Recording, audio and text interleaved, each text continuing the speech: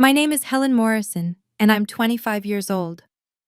After Mom's funeral, Dad gave me up for adoption and moved his new family into our house. I was 13, standing in what used to be my room, watching him hand me papers that would erase me from his life while his new wife measured the windows for different curtains. 11 years later, at my wedding with 150 guests watching, he showed up uninvited, tears streaming down his face, begging for the father-daughter dance he'd thrown away. "Let him in," I told security, my wedding dress rustling as I walked toward the man who'd chosen his new family over his grieving daughter. Everyone needs to hear this. What I revealed about the adoption papers he'd signed without reading made half our guests pull out their phones, recording every word. But the real shock came when my stepsister, the girl who'd taken my room, my father's attention, my place at our dinner table, suddenly stood up from where she'd been hiding in the crowd. Before I tell you what she said that changed everything, please take a moment to like and subscribe, but only if you truly connect with what I'm about to share. I'd love to know where you're watching from and what time it is in your part of the world. Let me take you back to where it all began. When I was 10 years old, life felt perfect. My mother, Linda Morrison, owned a successful trucking company that she'd built from the ground up. She was the kind of woman who could negotiate a contract in the morning, inspect a fleet of 18-wheelers in the afternoon, and still make it home in time to help me with my homework. She taught me about business over dinner, profit margins, customer loyalty, the importance of keeping your word. My father, Robert, worked in the company's administrative office. He handled paperwork, managed schedules, answered phones. He was good at his job, but it bothered him that he wasn't the primary breadwinner. I'd hear him sometimes, late at night, telling Mom that he wished he could be the man of the house, the way his father had been. Mom would laugh gently and remind him that they were partners, that his contributions mattered just as much as hers. But I could see it in his eyes, the way he'd tense up when business associates assumed he owned the company, the forced smile when Mom made the final decisions about expansion or new hires. He wanted to prove himself. He wanted to be the hero. Then, 2 weeks after my 12th birthday, Mom died in a highway accident. One of her own trucks, driven by a new hire who'd fallen asleep at the wheel. She was gone instantly. At the funeral, Dad stood rigid beside me, shaking hands with mourners, accepting condolences. He didn't cry. He just kept saying, "I'll take care of everything now. I'll handle it." I didn't know then that he'd been waiting for this chance, not for Mom to die, but for the opportunity to finally be in charge, to prove he could run things without her shadow over him. And I definitely didn't know that his need to prove himself would cost me everything. 6 months after Mom's funeral, Dad brought Sarah home. "Helen, this is Sarah," he said, standing in our living room with his arm around a woman I'd never seen before. "We're getting married next month." I was 12 and a half. I was still sleeping with Mom's cardigan under my pillow.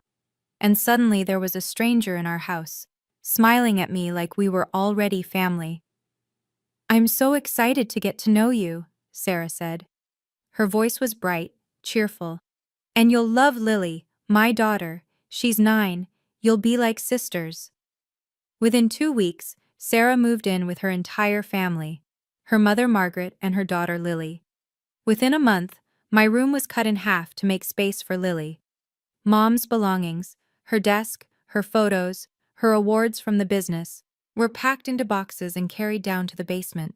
"We need to move forward," Margaret announced one evening, directing the movers like a general commanding troops. "This house needs to feel like a fresh start." I stood in the hallway, watching them erase my mother. "Can I at least keep Mom's desk in my room?" I asked. Margaret turned to me with a tight smile. "Sweetheart, you're being selfish. Lily needs space too. Your father is trying to build a new life. The least you can do is be supportive." At dinner that night, Sarah sat in Mom's chair at the head of the table. Dad sat beside her holding her hand. I sat at the far end, next to Lily, who chattered about her new school while Margaret nodded approvingly. Nobody asked me how my day was. Nobody noticed that I'd barely touched my food. I was becoming invisible in my own home, and it had only been 6 months since Mom died. 4 months after Sarah moved in, Dad sold Mom's company. I found out by accident. I came home from school and heard him on the phone in his office, the door half open. "Yes, I accept your offer. I'll have my lawyer draw up the papers." I knocked. "Dad?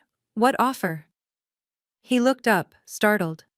"Helen, I didn't hear you come in." "You're selling the company?" He closed his laptop. "It's the right decision. I've been trying to run it, but I'm not your mother. I don't have her instincts for this business." "But you could learn, or hire someone to help. Mom built that company for us." "Your mother built it for herself," he said, and there was an edge to his voice I'd never heard before. "I'm doing what's best for this family. We need a fresh start." "What about my future? Mom always said I'd learn the business when I was older." "You're 12, Helen. You don't understand how business works." The company sold 3 weeks later for less than it was worth. My Uncle Richard, Mom's younger brother, a corporate lawyer, called Dad repeatedly, trying to talk him out of it. But Dad had already made up his mind. "He's panicking," Uncle Richard told me when he took me out for ice cream one Saturday. "He's selling because he's scared of failing." "But that company was your inheritance, Helen. Your mother wanted you to have it." "Can't you stop him?" Richard's jaw tightened. "He's the legal heir. I can't intervene unless there's evidence of fraud or incompetence. But I'm documenting everything, every financial decision, every conversation, just in case." I didn't understand what he meant by just in case.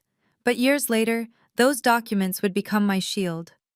My 13th birthday fell on a Saturday. There was no party, no cake.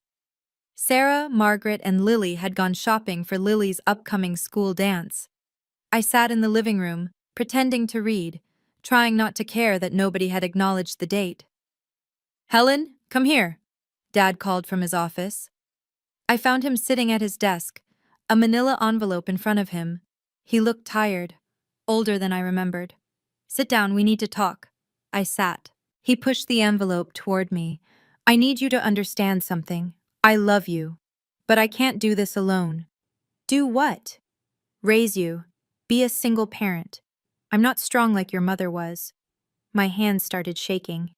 "What are you saying?" "Uncle Richard and Aunt Patricia have agreed to adopt you. They'll give you a stable home, a good education, everything you need." I opened the envelope. Legal documents, adoption papers, my name printed at the top in official font. "You're giving me away?" "I'm doing what's best for everyone. Sarah and I need space to build our family. You remind her of everything I lost. It's not fair to anyone. I'm your daughter. And I'm trying to do right by you. Richard and Patricia love you. They'll take care of you." "But you're my dad. Doesn't that mean anything?" He looked away. "I signed the papers this morning. Richard will pick you up next weekend." I couldn't breathe, couldn't think. "Why?" "Because Sarah said she couldn't be a mother to you when you clearly don't want her to be. And she's right. We all need a fresh start." He stood up, walked to the door. "Pack your things. I'll help you move next Saturday." Then he left me sitting there, holding the papers that would erase me from his life. That night, Uncle Richard came over. He found me in my half room, surrounded by boxes that were supposed to be for Lily's things, but now held my entire childhood. "Your dad called me," he said quietly, sitting on the edge of my bed. "He told me what happened. He's giving me away." "I know." Richard's voice was steady, controlled. "And I want you to understand what that means legally." He pulled out a folder. "Always the lawyer, always prepared. If you sign these papers, you'll lose certain rights. Your legal connection to your father will be terminated. That means no inheritance, no claim to any assets he might have, no access to family records or belongings that are currently in this house. I don't care about money. I know you don't. But your mother's jewelry is here, her photos, her personal documents. If you're no longer legally his daughter, he has no obligation to give you anything." I hadn't thought about that. Mom's wedding ring, her grandmother's necklace, the photo albums from when I was little. What if I don't sign? Then he'd have to go to court to terminate his parental rights, and I'd fight him every step of the way. It would be ugly, public, and expensive, but you'd have a voice in the process.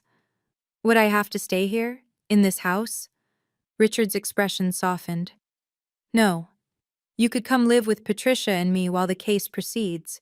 Either way, you're not staying here. Then what's the point of fighting? He doesn't want me. Sarah doesn't want me. Why force them to keep me? Because, Richard said, actions should have consequences. And I want to make sure he can't just erase you without accountability. A week later, I signed the papers. But Uncle Richard added something Dad didn't bother to read carefully. We sat in Richard's law office. Me, Richard, Aunt Patricia, and Dad. Sarah had stayed home, claiming she didn't want to make things more emotional. Richard slid the revised adoption agreement across the table. Everything's in order. Helen will be legally our daughter as of today. Dad barely glanced at the pages. He just flipped to the signature lines. Wait, Richard said. You should read page 3, paragraph 7. I trust you, Dad said, already signing. You're doing me a favor here. Richard's jaw tightened, but he said nothing. I watched Dad sign away his rights to me in less than 5 minutes. No hesitation, no second thoughts. Just quick, efficient strokes of the pen, like he was signing off on a business transaction. There, Dad said, standing up. I'll have Helen's things ready by this weekend. After he left, I turned to Richard. What was on page 3? He showed me the clause. If your father ever wants to re-establish parental rights, or re-enter your life in an official capacity, he must compensate Patricia and me for all documented costs of raising you. Tuition, medical expenses, housing, food, extracurriculars, everything. With interest. Will that actually work? It's legally binding. He signed it. If he ever tries to come back, he'll owe us every penny we've spent on you. Aunt Patricia squeezed my hand. This isn't about money, Helen. It's about making sure he understands that walking away has consequences. You're not disposable. That weekend, I moved into their home. The guest room had been repainted in my favorite color. There were fresh flowers on the dresser, a framed photo of Mom on the nightstand. This is your home now, Patricia said. Not temporary, home. 5 years passed. I graduated high school with a full scholarship to study architecture at a top university. Uncle Richard and Aunt Patricia threw me a graduation party in their backyard. 30 people, a cake with my name on it, speeches about my future. I'd stopped thinking of myself as the girl who'd been given away.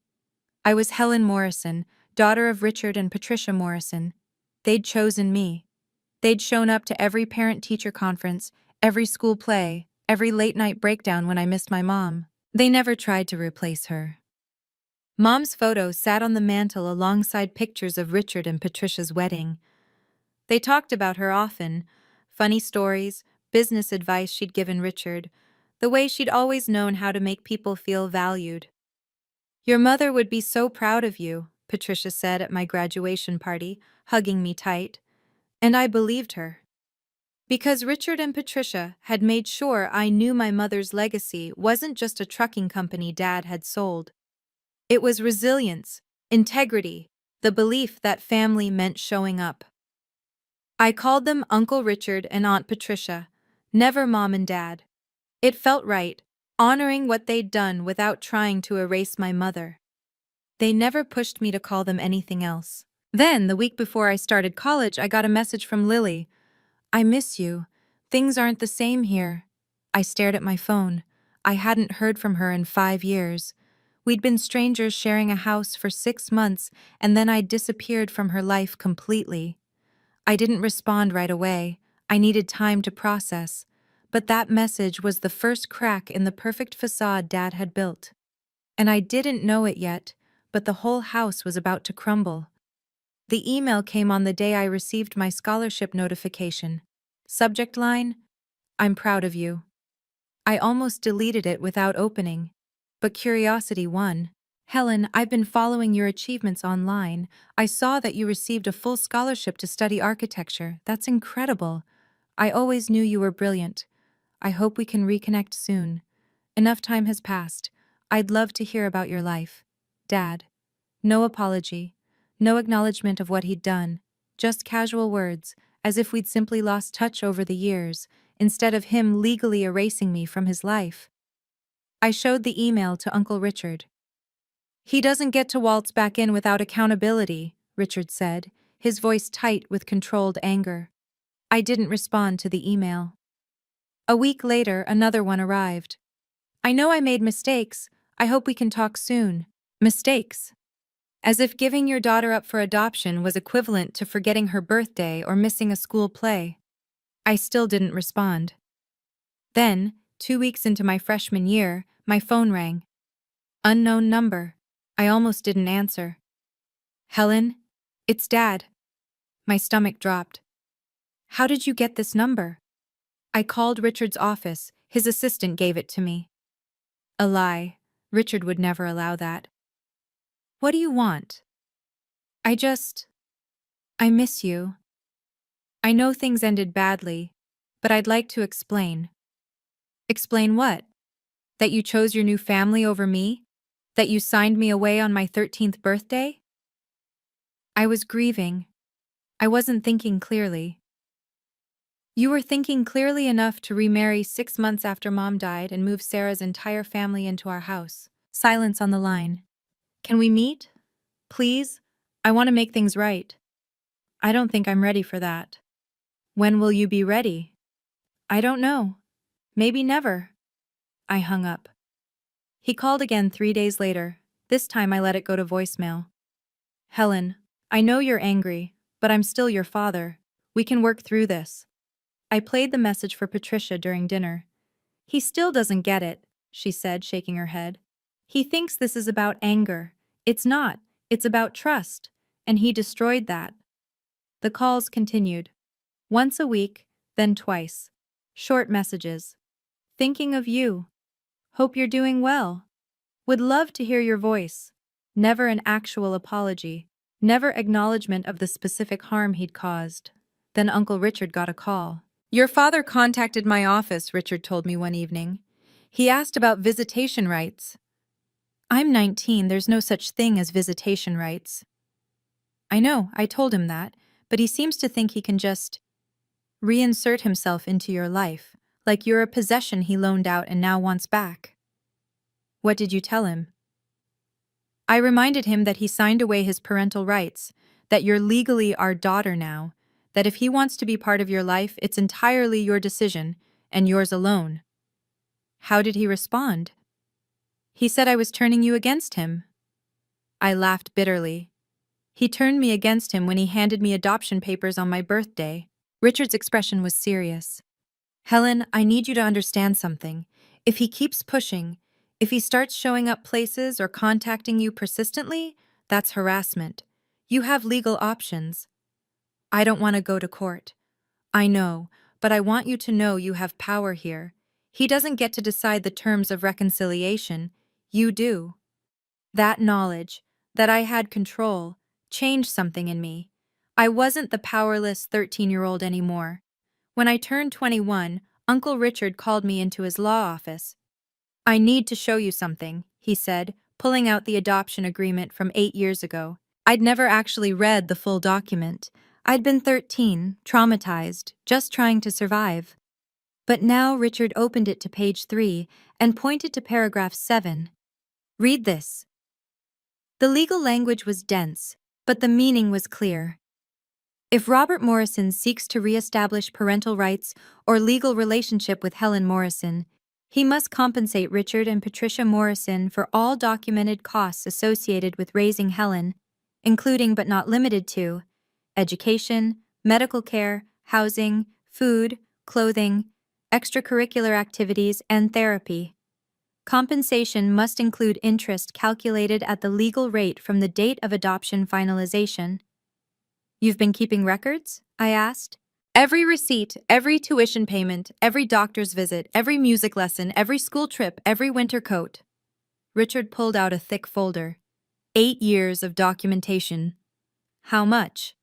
As of today, approximately $180,000. I stared at the number. That's what it costs to raise a child properly.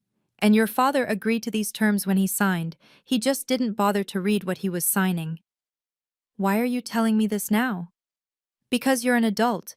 If he approaches you again, and I think he will, you need to know you have leverage, not to punish him, but to protect yourself. I don't want his money. This isn't about money, Helen. It's about making sure he can't just erase the consequences of his choices. He walked away. He doesn't get to walk back in without accountability. I looked at the folder. Years of careful documentation. Richard had been protecting me all along, building a shield I didn't know I'd need. A week later, Aunt Patricia asked me to come to her office at the university where she taught psychology. I want to show you something, she said, opening a locked filing cabinet. I've been keeping records, too. She pulled out a thick binder. My name was written on the spine. Inside were session notes from the therapist she'd found for me when I first moved in. A therapist I'd seen for 3 years. Notes about my depression, my anxiety about abandonment, my fear that Richard and Patricia would give me away too. There were also printed emails. Messages from Robert over the years, birthday cards sent to Richard's address, Christmas emails, occasional texts asking about me, all of them surface level, none of them acknowledging what he'd done. I kept these as documentation, Patricia explained, not to hurt him, but to preserve the truth. If anyone ever questions your decision to maintain boundaries, you have proof of the pattern. She showed me one more document. An email from Sarah to Robert that Patricia had received through legal channels during the adoption process. We can't have her back. She'll ruin what we've built. Margaret agrees. The girl needs to stay with Richard. I read it 3 times. Sarah had explicitly told Dad not to reconsider. It wasn't just his decision. It was coordinated. I didn't want you to see this when you were younger, Patricia said. But now you need to know. This wasn't about him being overwhelmed or grieving. This was calculated. Does he know you have this? No. And he doesn't need to. But if he ever tries to rewrite history, to claim he was forced, or didn't have a choice, you have evidence. I closed the binder. You've been protecting me all along. That's what real parents do, Patricia said simply. We choose you, every day. I met James at a tech architecture conference during my junior year. He was presenting software that created 3D simulations for architectural designs. I was in the audience, fascinated by the intersection of technology and creativity. After his presentation, I approached him with questions. You're thinking about user experience, he said, impressed. Most architects focus on aesthetics. You're thinking about how people will actually live in the space. We got coffee, then dinner. Then he walked me back to my hotel, and we talked for 3 hours in the lobby about design philosophy and childhood dreams and what makes a house feel like home. On our 3rd date, I told him about my father. I expected him to be uncomfortable, to offer platitudes about forgiveness and family. Instead, he listened, really listened. That must have been devastating, he said finally. Not just losing your mom, but then losing your dad by his own choice. I didn't lose him.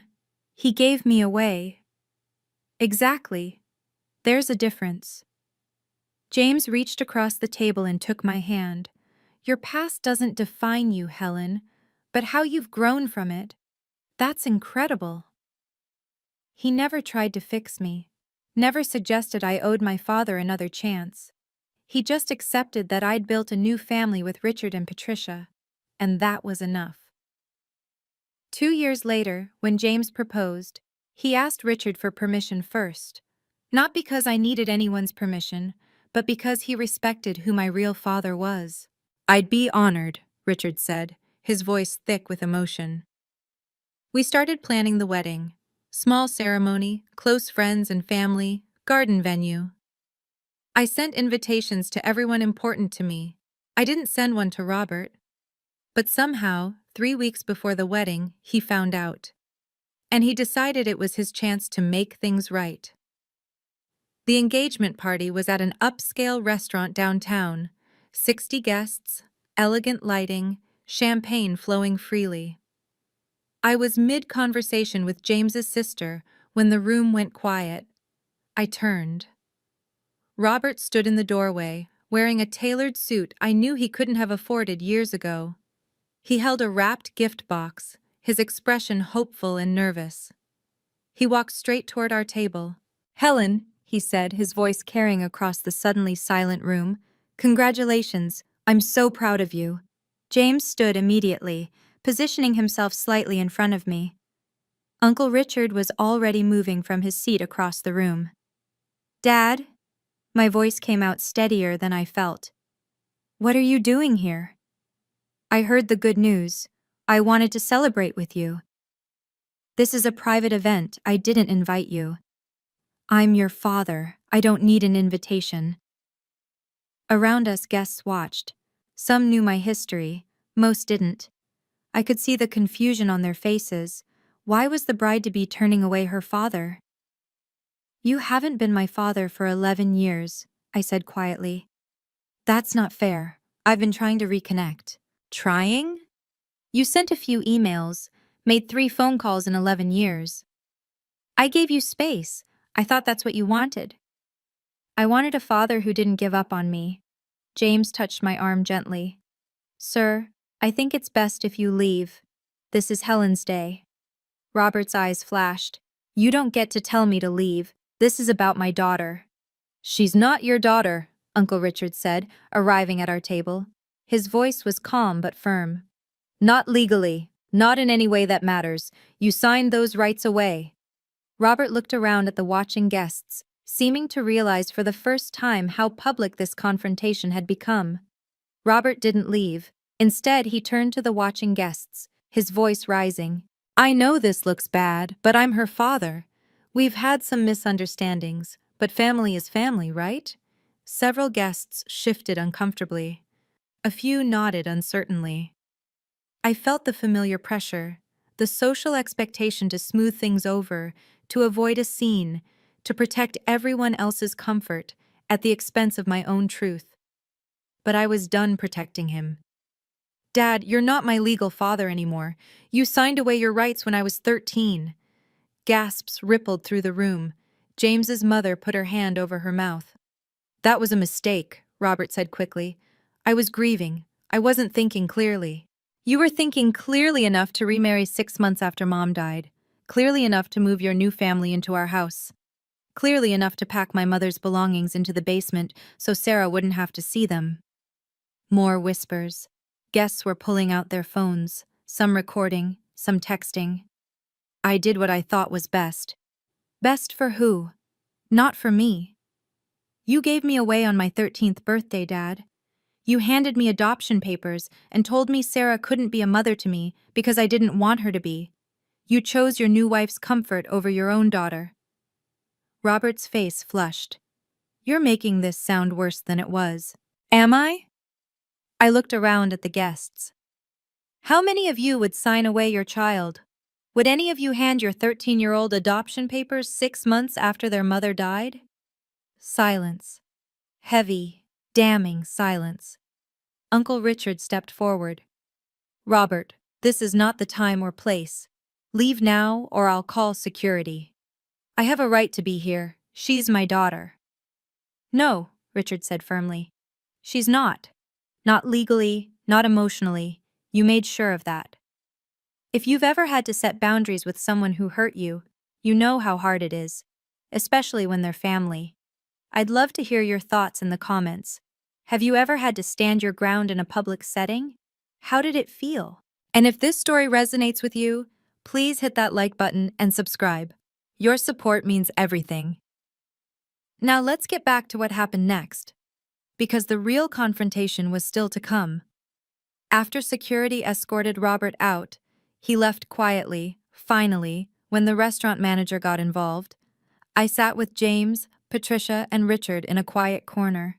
My hands were shaking, not from fear, from adrenaline. "I'm not inviting him to the wedding," I said. "I don't care if people think I'm heartless." "You're not heartless," Patricia said immediately. "You're protecting your peace." James squeezed my hand. It's your day, Helen. You decide who gets to be there.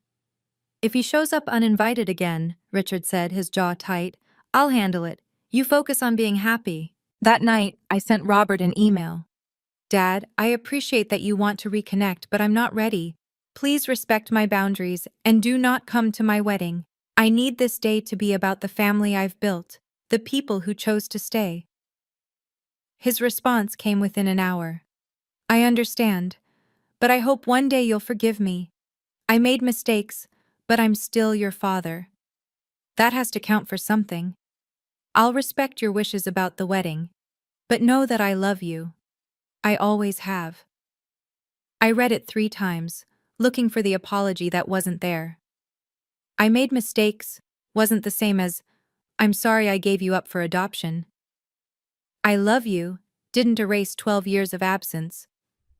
Do you think he'll actually stay away? I asked James. He was quiet for a moment.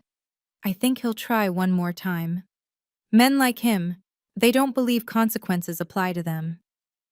If he shows up, I'll be ready, I said.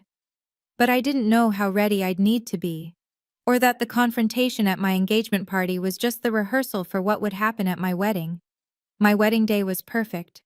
The garden venue was exactly what I dreamed of, white chairs arranged in neat rows, flower arrangements in soft pink and cream, a string quartet playing as guests arrived. 150 people, all of them chosen carefully.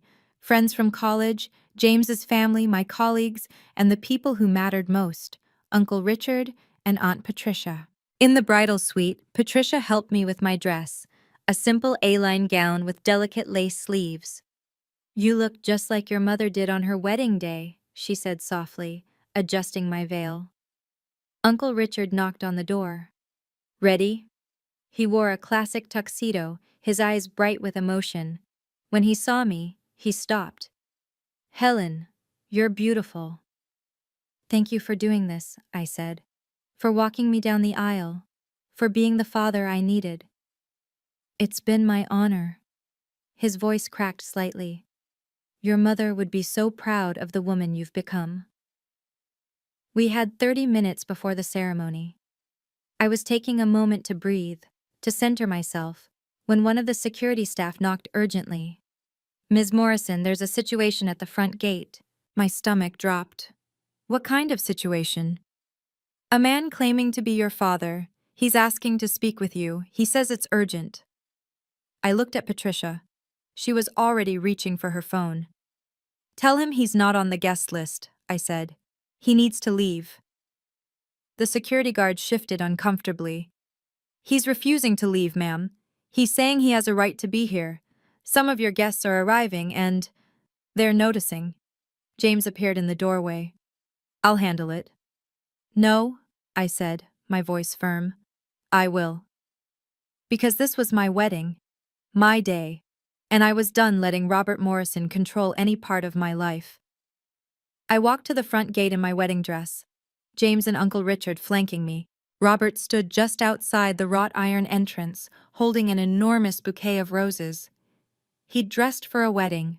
Expensive suit, polished shoes, boutonniere already pinned to his lapel. Behind him, I could see arriving guests slowing down, watching. Some had their phones out. Helen. His face lit up when he saw me. You look beautiful. I told you not to come. Please, just 5 minutes, I need to talk to you. Why can't you respect my boundaries? Because I'm your father. I made a mistake and I want to make it right. A small crowd was gathering now. Guests who'd arrived early, the catering staff, the photographer, all watching. You had 12 years to make it right. Why now? Because I realized I can't move forward without you in my life. You moved forward just fine when you signed those papers. I was wrong. I was scared. I didn't know how to be a single parent. You weren't single. You had Sarah. His expression shifted, became pleading. Sarah and we're having problems. She thinks I should let go of the past. But I can't. You're my daughter. And there it was, the truth beneath the apology.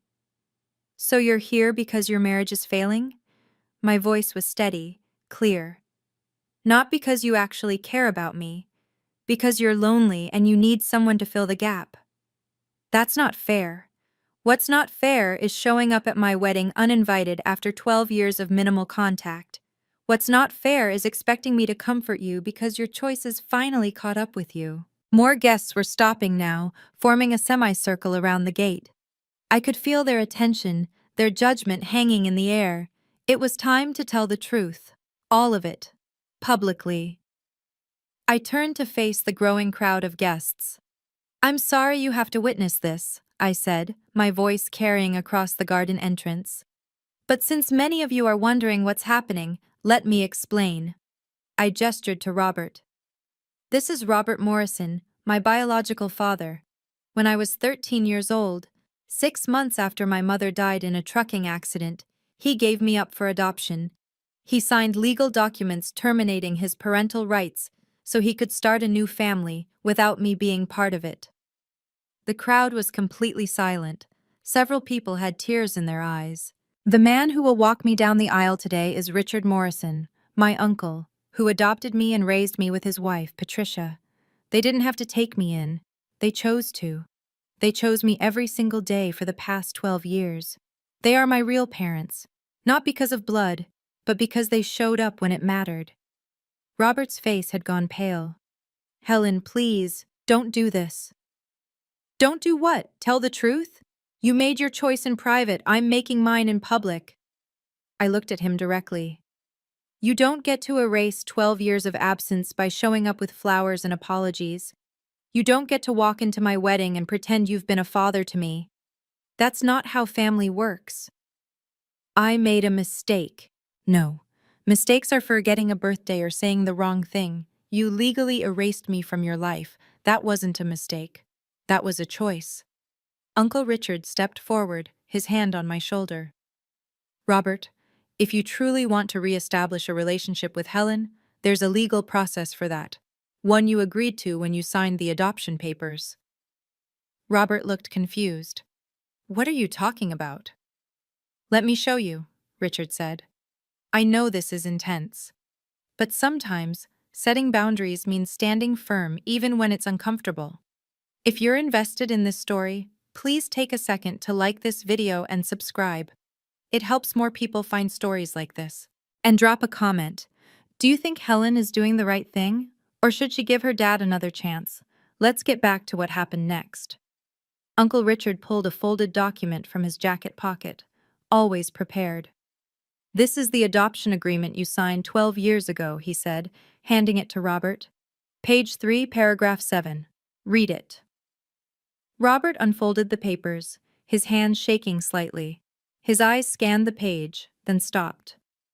"What is this?" "It's the clause you agreed to when you signed away your rights.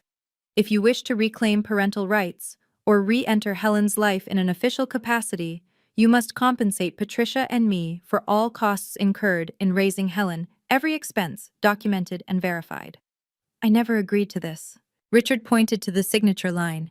"That's your signature, right there, dated and notarized." I stepped forward.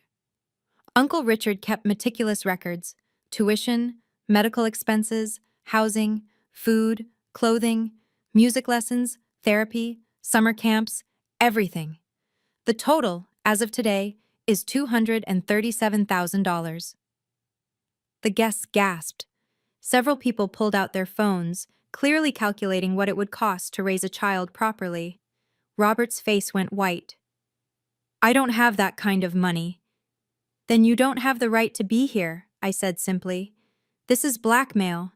"No," Richard interrupted. "This is accountability.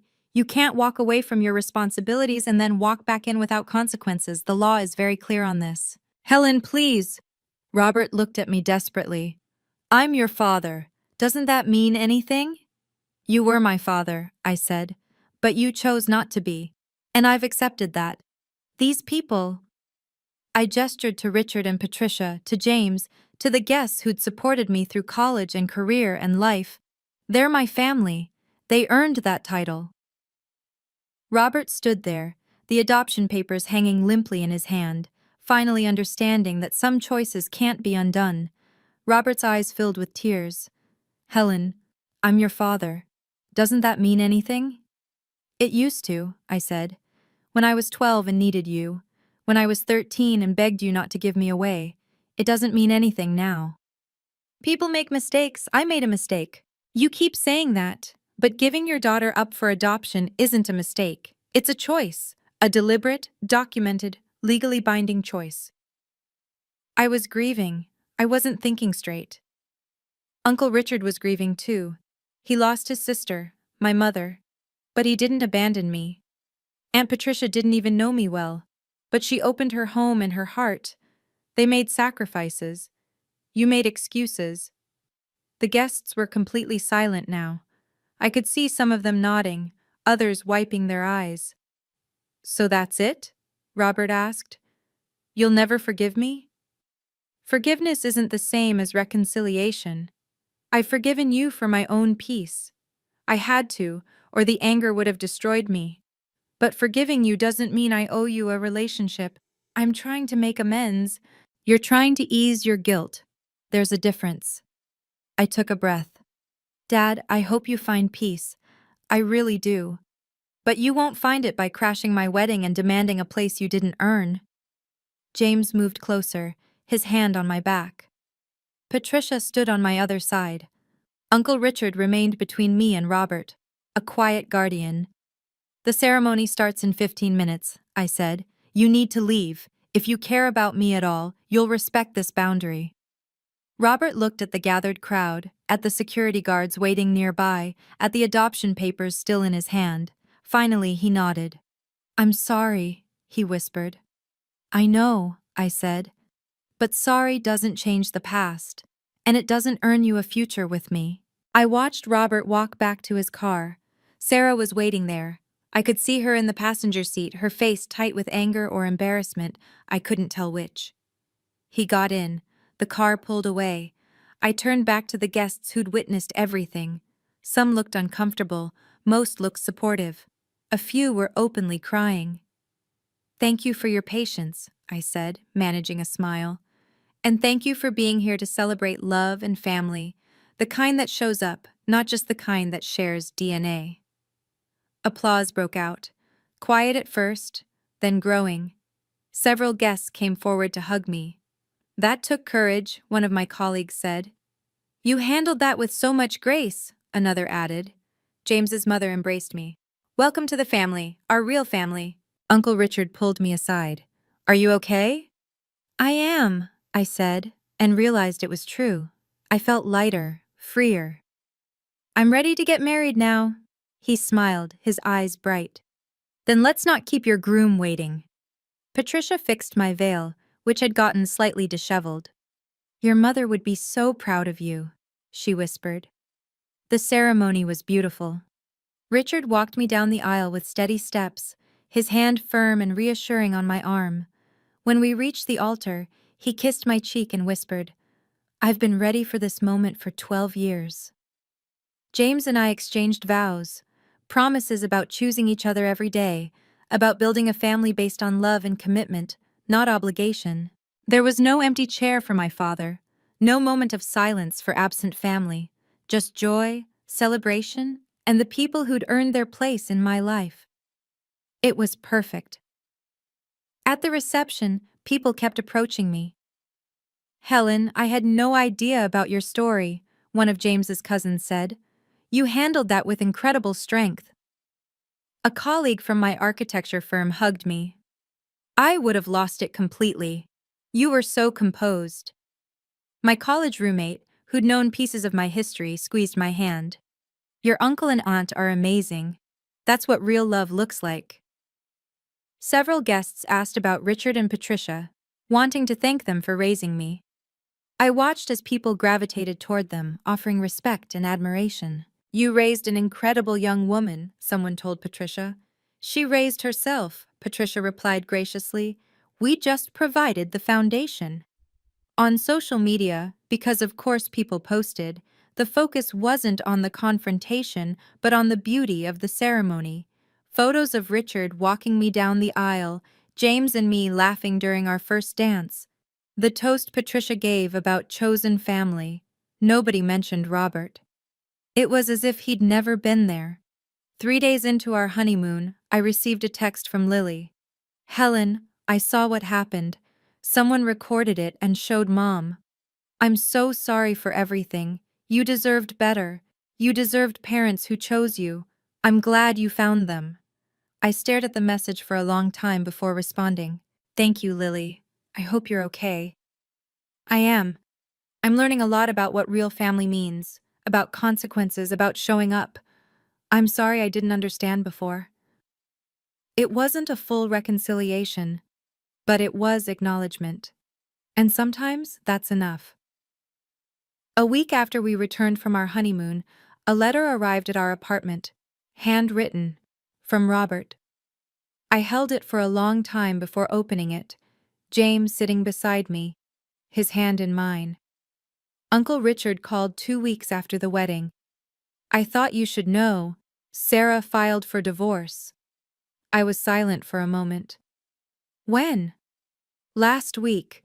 According to the filing, she cited irreconcilable differences, but my source says she told her lawyer that Robert is unable to move forward and obsessed with fixing past mistakes." "How do you know this?" "I have colleagues who work in family law. Word gets around." He paused.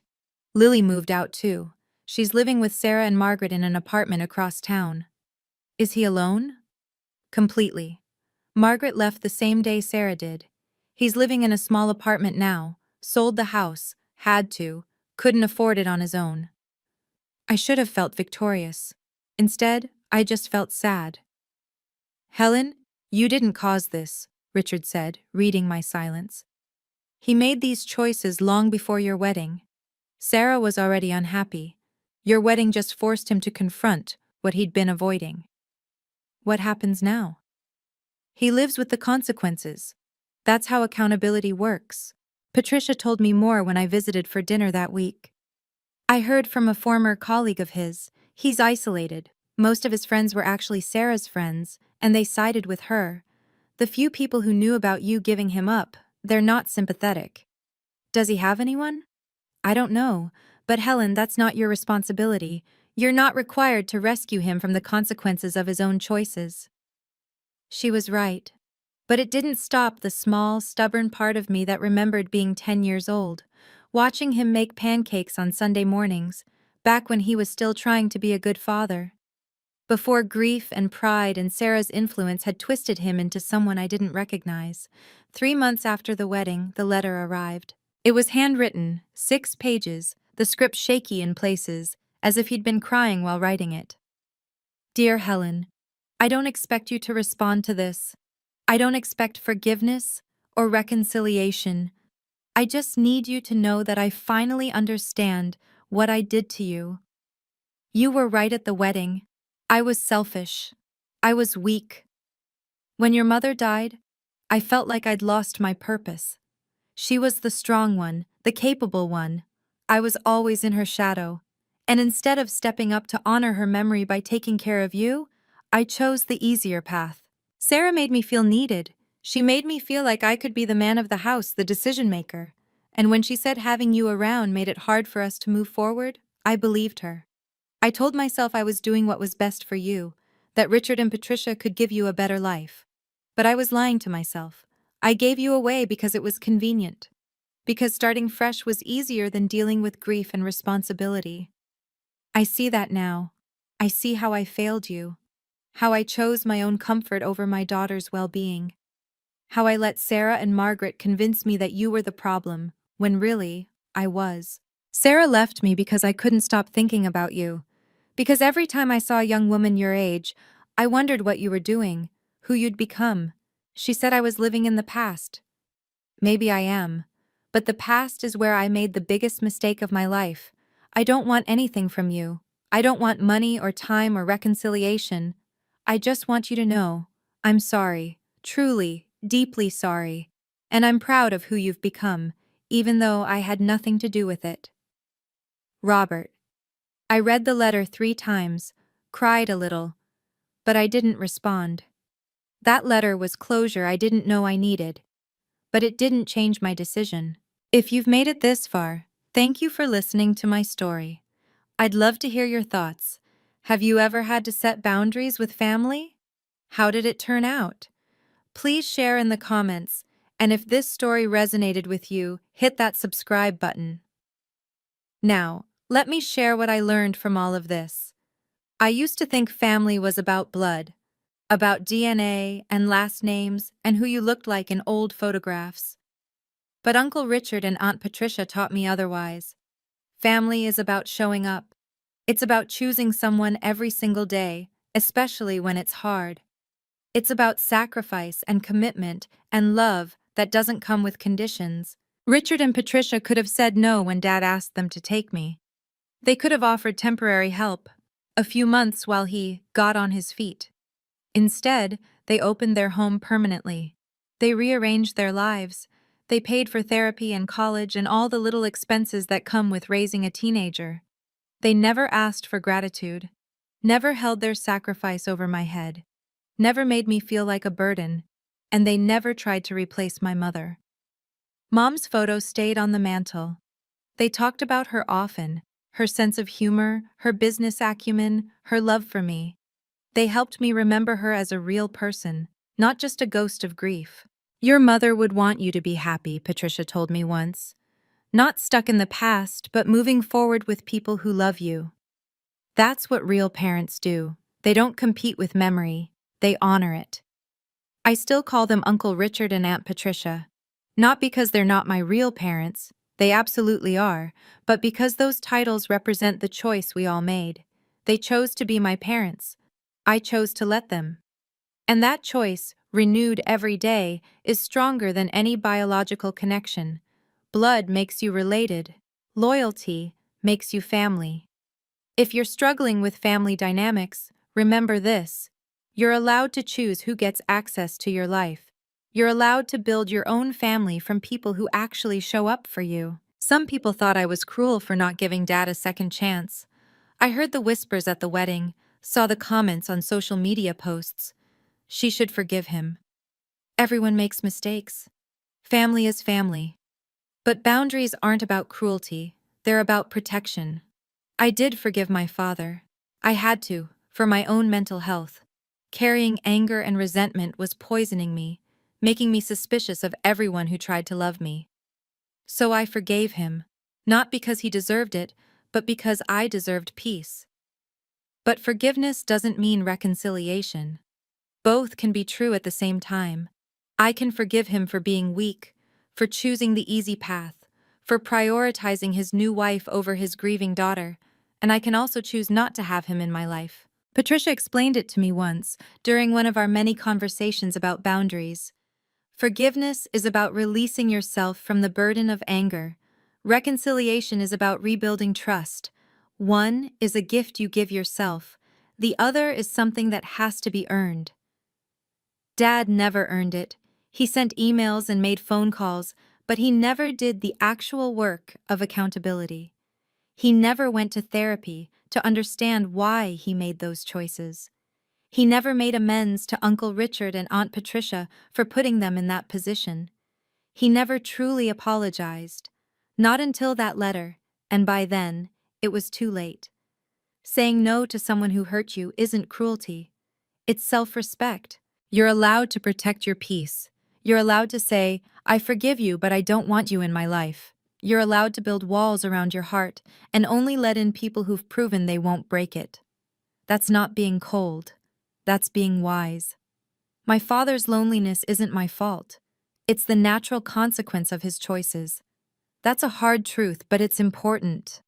When Dad signed those adoption papers, he thought he was solving a problem. He thought he could start fresh with Sarah, build a new family, and leave the complicated grief of losing Mom behind. He didn't consider that choices have consequences, that relationships require maintenance, that you can't just opt out of fatherhood and expect to opt back in when it's convenient. The clause Uncle Richard added to the adoption agreement wasn't about punishment. It was about accountability. It was a way of saying, if you walk away, you need to understand the weight of what you're walking away from. Dad didn't read it, didn't take it seriously. And now, 12 years later, he's facing the bill, not just financial, but emotional and social. Sarah left him because he couldn't let go of his guilt. His friends distanced themselves when they learned the truth. Lily is processing her own complicated feelings about the role her family played in my abandonment. Those are consequences. Not revenge, not punishment I orchestrated, just the natural result of his actions catching up with him. And that's how it should be. If there were no consequences, people wouldn't learn. They'd keep making the same selfish choices, hurting the same people, and expecting forgiveness without change. Uncle Richard taught me this. Compassion doesn't mean protecting people from the consequences of their choices. Sometimes, the kindest thing you can do is let someone face the results of their actions. That's how growth happens. I'm not happy that Dad is alone, but I'm not responsible for fixing it either. He made his choices. Now he lives with them. And I live with mine, surrounded by people who chose me, who love me, who show up. I'm 25 now, married to a man who sees me as a partner, not a project. I work as an architect for a firm that values creativity and innovation. I design spaces where families can build memories, homes with big kitchens for Sunday dinners, living rooms with built-in bookshelves, bedrooms with window seats perfect for reading. I design the kind of home I found with Richard and Patricia, the kind of home my father couldn't give me. James and I are talking about having kids someday. When we do, Richard and Patricia will be grandparents, not great-uncle and great-aunt, but grandma and grandpa. They've earned those titles.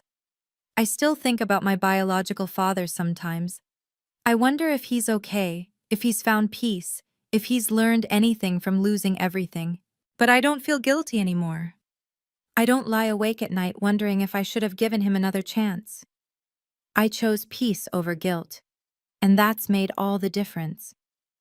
Last week, Patricia and I were having coffee when she said something that stuck with me.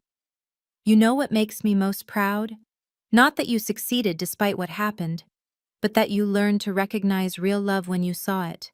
Some people spend their whole lives chasing after people who don't value them. You knew when to walk away. She's right. I learned early, painfully but clearly, that love isn't just a feeling. It's a choice. It's action. It's showing up even when it's hard. My mother showed me that in the years I had with her. Richard and Patricia showed me that for 12 years. James shows me that every day. And my father? He showed me what love isn't. That lesson, as brutal as it was, might be the most valuable thing he ever gave me. If you're in a situation where you need to set boundaries with someone who hurt you, know this. You're not being cruel. You're being wise. It's okay to choose yourself. It's okay to walk away from people who don't value you, even if they're family, especially if they're family. And if you've found people who choose you every day, who show up when it matters, who love you without conditions, hold on to them. Celebrate them. Build your life around them. Those are your real family. I didn't need my biological father to walk me down the aisle. I had the man who raised me, who chose me, who loved me unconditionally standing beside me in that garden. And that was more than enough. It was everything. Thank you for listening to my story. It wasn't easy to share, but I hope it helps someone out there who's struggling with similar decisions about family, boundaries, and forgiveness. I'd love to hear your story. Have you ever had to set boundaries with a parent or family member? How did it turn out? What did you learn? Share your experience in the comments. I read every single one, and your story might help someone else who's going through something similar. If this story helped you in any way, please like this video, subscribe to the channel, and share it with someone who might need to hear it. Remember, family isn't just who you're born to. It's who shows up. It's who stays. It's who chooses you when choosing you is hard. And you deserve people who choose you. Every single day. Thank you for being here. Thank you for listening. And thank you for being part of this community where we can talk honestly about the complicated, messy, beautiful reality of family and boundaries and love. Take care of yourselves. And remember, you're worth choosing.